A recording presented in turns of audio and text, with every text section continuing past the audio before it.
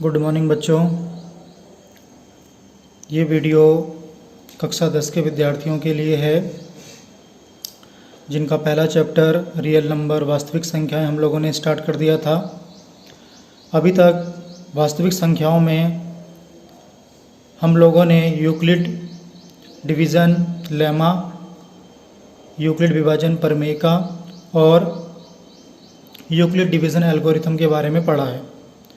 आज हम प्रश्नावली 1.1 को करेंगे, जिसका पहला सवाल तो आप लोगों को घरे मैंने दिया था, वो आप लोगों ने कर लिया था। आज हम आगे के सवालों को बढ़ाते हैं जिसमें यूक्लिड विभाजन प्रमेय का प्रयोग होगा।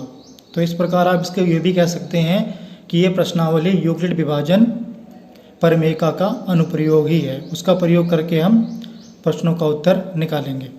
आप सभी जानते हैं कि यूक्लिड विभाजन प्रमेय क्या होती है। A बराबर BQ धन R, अर्थात भाज्य बराबर भाजक गुणा भागफल प्लस शेषफल।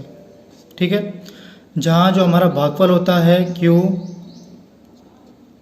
वो ग्रेटर देन इक्वल टू 0 के बराबर या 0 से बड़ा, और जो ये R होता है R का मान 0 से बड़ा या बराबर, लेकिन भाजक से क्या होता है, छोटा होता है। तो भाजक यहाँ पे क्या है, B। तो इसके बारे में हम लोगों ने पढ़ लिया है पिछले लेक्चर में। ये बात आपको अच्छी तरह समझ में आ गई। इसी का प्रयोग हम आज अपनी प्रश्नावली में करेंगे। तो प्रश्नावली का प्रश्न नंबर 2 है, इसको ध्यान से समझेंगे आप लोग। आपको क्या करना है, इसमें दर्शाना है कि कोई भी धनात्मक विषम पूर्णांक 6q+1, 6q+3 या 6q+5 के रूप का होता है, जहाँ q कोई पूर्णांक है। आपको कोई भी धनात्मक विषम पूर्णांक इन तीनों रूपों का दिखाना है। तो इसमें हम प्रमेय का प्रयोग कैसे करेंगे, क्योंकि प्रमेय का प्रयोग करने के लिए आपको भाज्य और भाजक A और B की आवश्यकता पड़ती है। तो यहाँ A और B क्या है, देखिए A तो हमको नहीं दे रखा है, वो धनात्मक विषम पूर्णांक निकालना है हमको, जो इन तीनों रूपों का होता है। अब इन तीनों रूपों को आप ध्यान से देखिए, ये है, यहीं से हमको B का आइडिया मिलेगा। BQ+R, BQ+R और BQ+R। आप देख सकते हैं यहाँ पे B बराबर क्या है, 6 है, तो हम B को 6 मान लेंगे। ठीक है, ध्यान से देखिए, हमने ये माना कि A कोई धनात्मक पूर्णांक है। ये धनात्मक पूर्णांक हमें नहीं दिया था, वो हमने A मान लिया, और B बराबर हमें सवाल से ही आइडिया मिल गया था, हमने 6 मान लिया है। अब इन दोनों में हम यूक्लिड विभाजन प्रमेय का लगा सकते हैं। तो यूक्लिड विभाजन प्रमेय का कैसे लगाएंगे, A भाज्य हो गया, B भाजक हो गया। तो 6 से जब हम A को भाग करेंगे तो कुछ ना कुछ हमको भागफल मिलेगा और कुछ ना कुछ हमको शेषफल मिलेगा। तो इन दोनों में हम यूक्लिड विभाजन प्रमेय का ऐसे लगाते हैं, तब यूक्लिड विभाजन प्रमेय का से A बराबर 6q धन R, जहाँ जो हमारा भागफल है वो ग्रेटर देन इक्वल टू 0 से बड़ा या 0 के बराबर हो सकता है, और जो हमारा शेषफल है वो क्या होता है, वो 0 से बड़ा, बराबर और 6 से छोटा होगा, जो भाजक से छोटा होगा। वैसे तो इस बारे में हम लोगों ने चर्चा अपने पिछले लेक्चर में कर दी है कि शेषफल हमेशा भाजक से छोटा क्यों होता है, पर फिर भी मैं आपको बता देता हूँ। देखिए बच्चों, यहाँ पे जो हमारा भाजक है वो 6 है। अब आप 6 से किसी को भी भाग कर दीजिए। 6 से यदि हम 11 को भाग करते हैं, देखते हैं शेषफल क्या आता है, 6 कम 6, और शेषफल कितना आएगा, 5 आएगा। आप देख सकते हैं जो शेषफल हमें मिला है 5, वो भाजक से छोटा मिला है। ठीक, या अगर आप एक और उदाहरण देख सकते हैं, तो 6 को यदि हम 12 से भाग करते हैं तो 6 दूनी 12, यहाँ शेषफल क्या मिला है, 0। तो आप देख सकते हैं कि शेषफल या तो 0 मिलेगा, 0 के बराबर, जो हमने भी बात कही थी, या हमेशा भाजक से छोटा मिलेगा। आपको कभी भी शेषफल 6 नहीं मिल सकता है। तो यहाँ ये बताने जरूरी है, आपको बताया जा रहा है कि जो शेषफल होता है वो भाजक से छोटा हमेशा होगा, या 0 से बड़ा या 0 के बराबर हो सकता है। तो यहाँ भी हमने ये किया है। तो यहाँ देखिए अब जो r शेषफल आया है रिमाइंडर, उसके कितने संभव मान हो सकते हैं आप देख सकते हैं। एक तो 0 हो सकता है, 1 हो सकता है, 2 हो सकता है, 3 हो सकता है, 4 हो सकता है और 5 हो सकता है।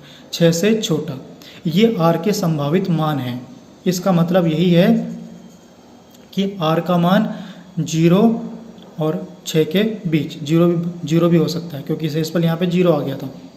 अब देखिए हम क्या करेंगे, इन r के संभावित मानों पर a का मान निकालते चलेंगे क्योंकि हमको वो धनात्मक पूर्णांक तक पहुँचना है।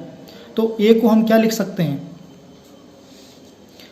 अब देखिए जब r बराबर 0, इसी को समीकरण नंबर 1 बना दीजिए और यहाँ पे एक एक करके r का मान रखते जाइए। जब r बराबर 0 तो a क्या हो सकता है, a 6q आ जाएगा। ठीक है, जब r बराबर 1 तो r बराबर 1 तो a का मान कितना आ जाएगा, a बराबर 6q धन 1। जब r बराबर 2 तो यहाँ पे 2 रखना है तो a का मान कितना आ जाएगा, 6q प्लस 2। ऐसे ही हम रखते जाएंगे और 5 तक हम रखेंगे क्योंकि यहाँ पे r का संभावित मान 5 तक ही हो सकता है। तो a बराबर कितना आ गया, 6q प्लस 5। तो ये हमने a के मान प्राप्त कर लिए, लेकिन हमको क्या प्राप्त करना है, हमको ये प्राप्त करना है कि वो धनात्मक विषम पूर्णांक 6q प्लस 1, 6q प्लस 3 और 6q प्लस 5 के रूप का होता है। इस रूप में हमको वो धनात्मक पूर्णांक का मान निकालना है। लेकिन यहाँ तो हमें कई सारे मान मिल गए, 6q भी मिल गया है, 6q प्लस 1, 2, 3, इस प्रकार हमें कई सारे मान मिल गए। तो आप यहाँ ये देख सकते हैं कि यहाँ पर जो ये 6q प्लस 2 और 6q प्लस 4, 6q प्लस 2 और 6q प्लस 4 ये भी हमको मिला है। ये सभी 2 से विभाजित हैं। आप देख सकते हैं ये तो 2 से कट जाएगा, 2 3 6, यहाँ से 2 कॉमन आ रहा है, ये भी 2 से कट रहा है और यहाँ से भी 2 कॉमन आ रहा है, ये भी 2 से कट रहा है। तो ये तीनों 2 से विभाजित हो जा रहे हैं। इसका अर्थ ये है कि जो a के मान ये हमको 3 प्राप्त हुए हैं, ये a एक समपूर्णांक है क्योंकि ये तीनों 2 से विभाजित हो जा रहे हैं। अतः यह इवन इंटीजर या समपूर्णांक के रूप में है ये तीनों। लेकिन हमको तो विषम पूर्णांक के रूप में निकालना है वो धनात्मक पूर्णांक। तो जो बाकी बचे हमारे मान हैं आप इनको देख सकते हैं, 6q plus 1, 6q plus 3, 6q plus 5, ये सभी 2 से विभाजित नहीं हो रहे हैं, नहीं होंगे। अतः यह धनात्मक विषम पूर्णांक होंगे तीनों के तीनों। तो नीचे आप ये लिख सकते हैं, अतः कोई भी धनात्मक विषम पूर्णांक जो 6q प्लस 1, 6q प्लस 3 और 6q प्लस 5 के रूप का होता है वह एक धनात्मक विषम पूर्णांक होगा। और यही हमको इस प्रश्न में दर्शाना था कि वह धनात्मक पूर्णांक इन तीनों के रूप का होता है। और हम लोगों ने वही दिखा दिया है कि ये विषम पूर्णांक के रूप में ये 3 होते हैं।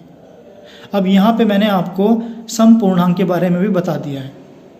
अब ये प्रश्न तो दोनों प्रकार से हो जा रहा है, समपूर्णांक और विषम पूर्णांक, क्योंकि सवाल में हमको विषम पूर्णांक पूछा था इसलिए हमने अपना लास्ट में प्रश्न का हल विषम पूर्णांक के रूप में लिख दिया है। लेकिन कभी कभी एग्जामिनर घुमाने के लिए आपको समपूर्णांक भी पूछ सकता है, तो समपूर्णांक के रूप में ये तीनों होंगे, तब प्रश्न यहाँ तक खत्म हो जाएगा, फिर इसकी आवश्यकता नहीं पड़ेगी। तो ये प्रश्न 2 प्रकार से पूछा जा सकता है कि दर्शाइए कि धनात्मक समपूर्णांक इन तीनों के रूप का होता है, तब आपको प्रश्न का हल यहाँ तक करना है। और विषम पूर्णांक पूछे तो आप यहाँ तक पहुँच सकते हैं। तो मैं आशा करता हूँ ये वाला प्रश्न आपकी समझ में आ गया होगा। अब आगे बढ़ते हैं। आगे बच्चों आपकी पुस्तक का प्रश्न नंबर 4 हम करते हैं। ये परीक्षा की दृष्टि से इम्पोर्टेंट प्रश्न है। इसको भी हम अभी हमने जो पिछला प्रश्न किया है उसी तरीके से करेंगे, लेकिन इसमें क्या थोड़ा बहुत अलग है वो हम देखते हैं।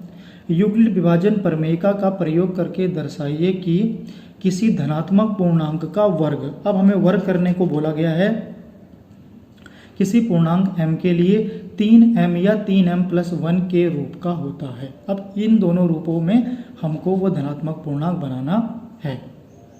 ठीक, तो प्रमेयिका लगाने के लिए मैंने आपको बोला है कि हमें a और b की आवश्यकता होती है, अर्थात भाज्य और भाजक की हमको आवश्यकता होती है। तो भाज्य बराबर वो धनात्मक पूर्णांक हम a मान लेंगे कि माना a कोई धनात्मक पूर्णांक है, और b बराबर हमने 3 मान लिया, क्योंकि यहाँ पे देखिए प्रश्न में हमको 3 दे रखा है, b q प्लस आर या b q और r की जगह यहाँ पे ऐसे कर सकते हैं आप, तो ये बी क्यू प्लस आर की फॉर्म में हो गया। तो हम देख सकते हैं कि b बराबर यहाँ पे हमारे पास 3 है। बस वही तरीका करना है जो हमने पिछले प्रश्न में किया था। जब b बराबर यहाँ पे 3 है बच्चों, तो यूक्लिड विभाजन प्रमेयिका से आप a बराबर क्या कह सकते हैं, a बराबर बी क्यू प्लस आर, जहाँ जो भागफल है वो ग्रेटर देन इक्वल टू 0 के बराबर या 0 से बड़ा। अब देखिए यहाँ पे b बराबर 3 माना है, तो जो शेषफल होगा वो मैंने बोला है क्या होगा, उसकी संभावना या तो वो 0 के बराबर या 0 से बड़ा या हमेशा 3 से छोटा होगा। यहाँ r के यही 3 संभावित मान हैं। तो r के संभावित मान क्या क्या हुए, 0, 1 और 2। भाजक से तो छोटा होता है शेषफल हमेशा, अभी मैंने पिछले उदाहरण में आपको उदाहरण के जरिए समझाया है। तो यहाँ पे r के 3 संभावित मान हुए 0, 1 और 2। आगे बढ़ते हैं। आगे देखिए, अब इन तीनों संभावित मान से हम a को क्या लिख सकते हैं, इसको समीकरण नंबर 1 मान लीजिए। अब r के एक एक मान को इसमें रखते जाइए। तो जब r बराबर 0 रखेंगे तो a बराबर क्या आ जाएगा, 3q। जब r बराबर 1 रखेंगे तो a बराबर क्या आ जाएगा, 3q प्लस 1। और जब r बराबर 2 रखेंगे तो a का मान आ जाएगा 3q प्लस 2। इस प्रकार हमने r के तीनों संभावित मानों पर a का मान प्राप्त कर लिया। अब प्रश्न में आपको बोला जा रहा है कि आपको दर्शाना है कि उस धनात्मक पूर्णांक का वर्ग। अब धनात्मक पूर्णांक तो हमने 3 अलग अलग निकाल दिए, लेकिन प्रश्न में तो हमको ये थोड़ी बोला था कि 3q प्लस 1 3q प्लस 2 के रूप में निकालिए। प्रश्न में तो हमको बोला है 3m और 3m प्लस 1 के रूप का होना चाहिए जब आप उसका वर्ग करते हैं। तो एक एक करके वर्ग कर लेते हैं। यहाँ 3 केस बनते हैं। पहले केस में जब a बराबर हम 3q लेंगे, उसका वर्ग करेंगे जब हम, तो 3q का वर्ग क्या आ जाएगा, 3 का वर्ग 9, q का वर्ग q स्क्वायर, 9q स्क्वायर आ जाएगा। अब इस 9 को आप लिख सकते हैं, इसमें से 3 बाहर ले सकते हैं, ऐसे लिख सकते हैं इसको, 3 और 3q स्क्वायर अंदर 3 3 9 होते हैं। अब देखिए 3 को हमने बाहर निकाल दिया। क्यों बाहर निकाल दिया, क्योंकि हमको 3m या 3m प्लस 1 के रूप का बनाना है, इसलिए 3 तो बाहर लेना ही पड़ेगा।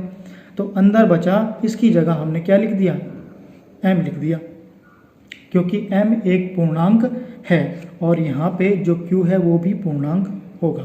तो आप ये लिख सकते हैं जहाँ m बराबर आपने 3q प्लस 3q स्क्वायर, तो 3q स्क्वायर की जगह आप लोगों ने m पुट कर दिया। अब केस 2 क्या बनता है, देखिए ध्यान से। अब बच्चों केस 2 में हम फिर केस 2 में a का मान क्या है, 3q प्लस 1, इसका वर्ग करते हैं। तो ये बन गया a प्लस बी का whole square, a square plus B square plus 2ab। देखिए क्या आता है मान, तो ये आएगा 9q स्क्वायर प्लस 1 का स्क्वायर 1 और 3 दूनी 6q। ठीक है। अब हमें केस 2 में क्या करना है, हमको ये बनाना है 3m प्लस 1 के रूप का। तो एक को तो हमको अलग करना पड़ेगा, एक को हमने अलग कर दिया, इसको अलग लिख दिया।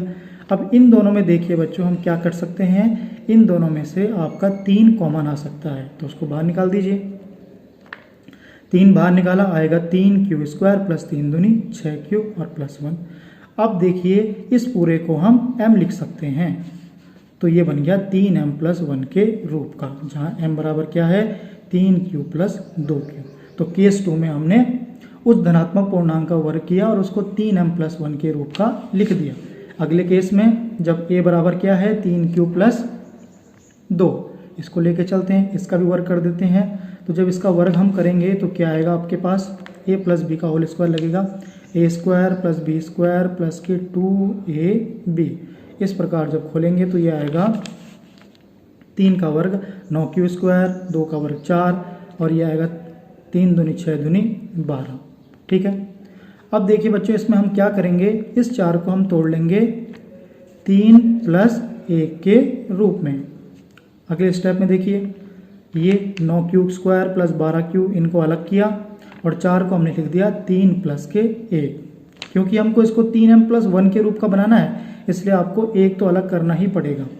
तो अब एक को हमने अलग कर दिया और इन तीनों में से आपका 3 बाहर, 3 कॉमन आ रहा है, अंदर बचेगा 3q², 3 चक्को 12q, 4q और लास्ट में 3 एकम 3। अब इस पूरे को आप मान लीजिए m, तो ये बन गया आपका 3m+1, जहाँ m बराबर 3q² + 4q + 1। तो इस प्रकार आपने देखा कि तीनों केसों से आप लोगों ने वो जो धनात्मक पूर्णांक आपने a माना था उसको 3m और 3m+1 के रूप का लिख दिया है। यही आपको प्रश्न में दर्शाना था। और लास्ट में आप एक भाषा लिख देंगे जो इस प्रकार से होगी कि केस 1, केस 2 और केस 3 से हमने दर्शाया कि किसी धनात्मक पूर्णांक का वर्ग 3m या 3m+1 के रूप का होता है। तो मैं उम्मीद करता हूँ आपको ये समझ में आया होगा। इस प्रश्नावली का एक और सवाल इसी प्रकार का है, उसको मैं आपको अभी दिखाता हूँ। आपकी प्रश्नावली का 5वां सवाल है, बिल्कुल इसी तरह से होना है जैसे अभी हम लोगों ने पिछला सवाल किया था। इसको आप ध्यान से पढ़िए। क्या है? यूक्लिड विभाजन प्रमेयिका का प्रयोग करके दर्शाइए कि धनात्मक पूर्णांक का घन। अब क्यूब करने की बात की जा रही है। पिछले प्रश्न में हमको वर्ग करना था, यहाँ पे घन करना है। जब आप घन करोगे तो वो 9m+1 या 9m+8 के रूप का होता है। तो प्यारे बच्चों, तरीका वही लगना है। देखिए क्या करेंगे, सबसे पहले हम वो धनात्मक पूर्णांक a मान लेते हैं।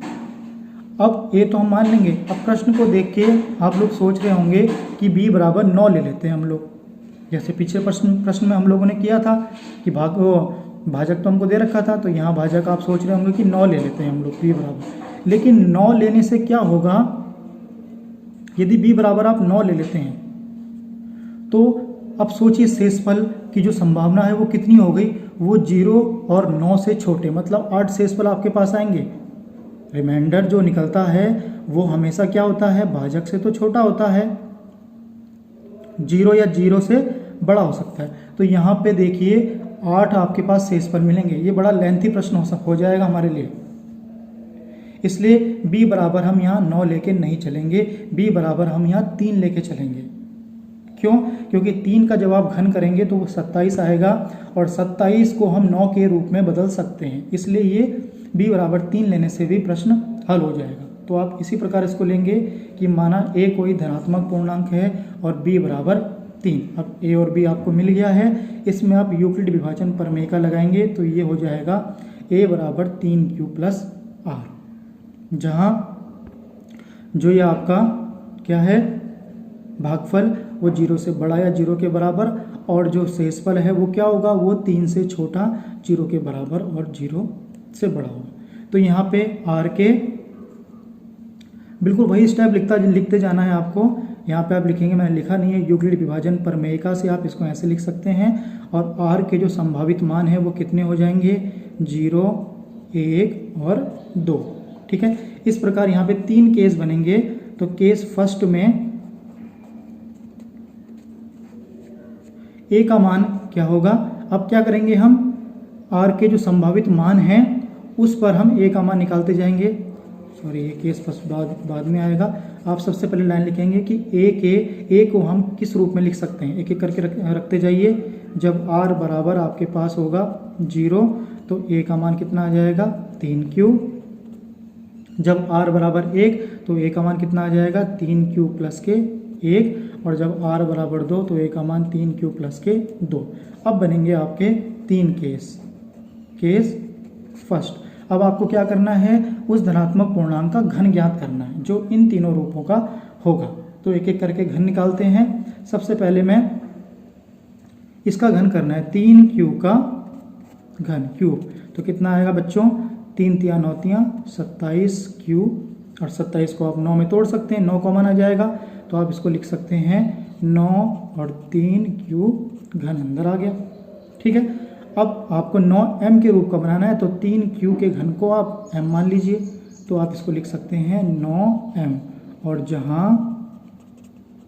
m बराबर क्या हो गया, 3q का घन। ठीक है, इसी प्रकार आपको केस 2 करना है। केस 2 में अब आपको a के जो अगला मान आपके पास आया है 3q + 1, इसका घन करना है। तो यहाँ पे फॉर्मूला लग जाएगा a + b की घात 3 का। क्या होता है, आप लोगों ने 9th क्लास में पढ़ा है, a की घात 3 + b की घात 3 प्लस के 3ab और a + के b।